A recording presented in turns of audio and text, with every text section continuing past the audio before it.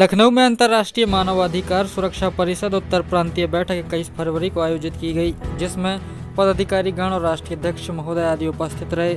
और इस बैठक में सभी प्रांतीय पदाधिकारियों को अलग अलग क्षेत्रों में कार्य करने की जिम्मेदारी दी गई।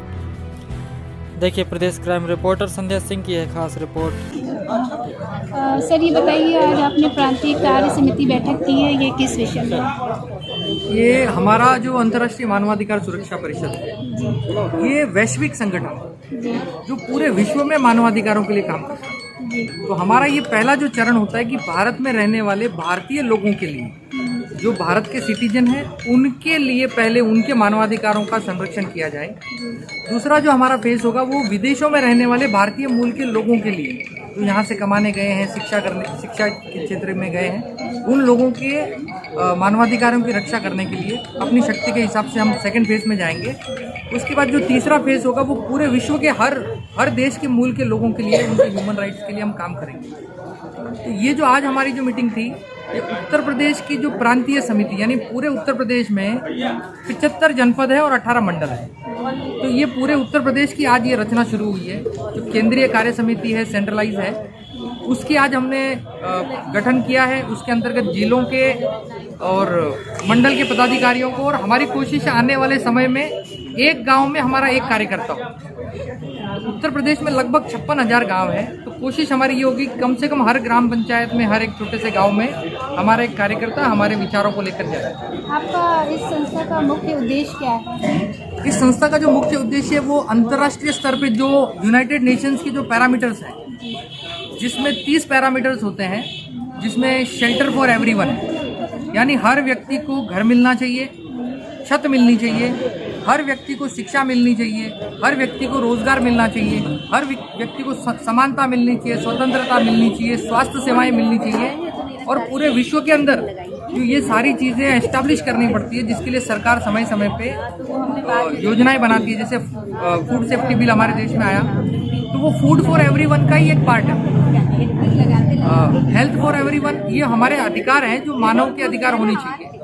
इनकी इम्प्लीमेंटेशन प्रॉपर होनी चाहिए, इनका एस्टैब्लिशमेंट प्रॉपर होना चाहिए, मॉनिटरिंग प्रॉपर होनी चाहिए, और निचले तबके का जो आखिरी व्यक्ति है उस तक ये सारी सुविधाएं, उनके अधिकार पहुंचने चाहिए। ये हमारा मूल उद्देश्य है। जब आपने ये संस्था खोली थी तो आपने क्या सोच के खोली थी कि आप इसमें महिलाओं के लिए, बच्चों के लिए, किसके लिए क्या काम करेंगे, किस उद्देश्य से? जी, मैं 17 वर्षों से समाज सेवा के क्षेत्र में काम कर रहा हूँ।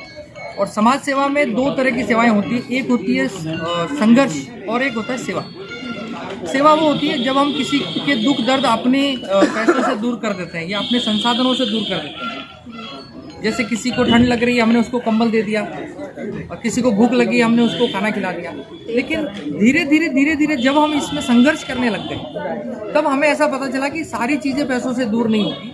हमें एक, जैसे संविधान बनाया गया, डॉक्टर बाबा साहब अम्बेडकर ने एक संविधान बनाया, वो इसलिए बनाया कि दबे कुचले उस समय के लोगों को हम केवल कुछ खिला पिला भी सकते थे, उनकी तात्कालिक जरूरतें हम पूरी कर सकते थे। लेकिन क्यों ना इनके लिए एक ऐसा विधान बनाया जाए, एक ऐसी व्यवस्था बनाई जाए कि आने वाले समय में कोई भी व्यक्ति, चाहे वो किसी भी वर्ग से हो, उसको समान अवसर मिले, उसको अपने आप को प्रूफ करने का मौका मिले। इस तरह की चीज़ें हमें होनी चाहिए।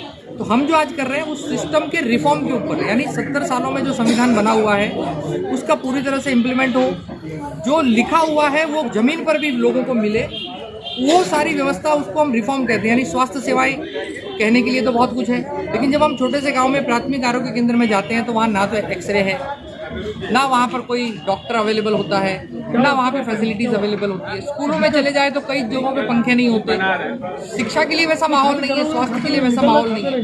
हम सुरक्षा की बात करते हैं, पुलिस का एस्टेब्लिशमेंट है, हर पुलिस स्टेशन के अंडर में जितना भी एरिया आता है, पुलिस तो है वहाँ पर, लेकिन फिर भी महिलाएं वहाँ अपने आप को सुरक्षित महसूस नहीं कर पा रही है, बच्चे वहाँ सुरक्षित नहीं कर पा रहे अपने आप को।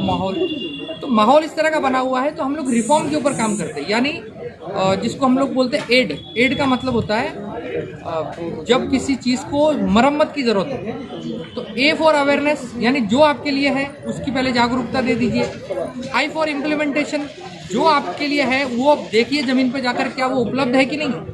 और डी फॉर डिमांड, अगर वो ज़रूरतें आपकी है, उसके हिसाब से आपके लिए सारी व्यवस्थाएं बनी हुई है, लेकिन उसके बावजूद भी आपकी ऐसी चीज़ें हैं जो आपको दूर पड़ रही है या आपकी पहुंच से दूर है, तो उनकी डिमांड होनी चाहिए। तो एड का फॉर्मूला होता है, उसके ऊपर हम लोग काम करते हैं। ए फॉर अवेयरनेस, पहले सरकारी जानकारी सारी आपको मिलती है, उसके बाद उसकी इम्प्लीमेंटेशन होती है। हम देखते हैं जाकर के कि जो राशन आपको मिलना चाहिए क्या वो मिल पा रहा है।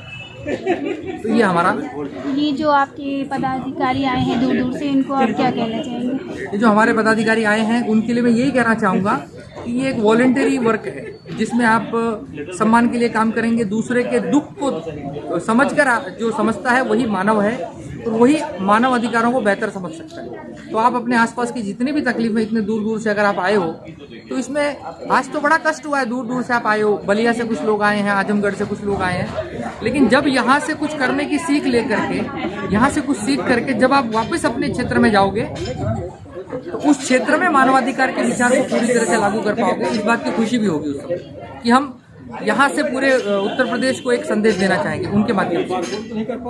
चलिए, BSP 24 न्यूज़ चैनल से आपका स्वागत है। मैं संदेश, बहुत बहुत धन्यवाद आपका। आपका चैनल बहुत आगे बढ़े, हर क्षेत्र में ही आप सकारात्मक संदेश जो है, आज मीडिया के अंदर भी नकारात्मक और सकारात्मक दो तरह के चैनल चल रहे हैं जो प्रोपोगेंडा और एजेंडा के ऊपर चल रहे हैं। तो मैं आपको शुभकामनाएं दूंगी। जो एजेंडा आपने आज उठाया है अच्छी चीज़ें लोगों तक पहुंचाने की, क्योंकि जहां दिया नहीं पहुंचता है अंधकार वहीं होता है। तो अगर आप अच्छी चीज़ें लोगों तक पहुंचाएंगे तो डेफिनेटली वहां पर एक सकारात्मकता वहां पर आएगी। धन्यवाद मैडम, धन्यवाद।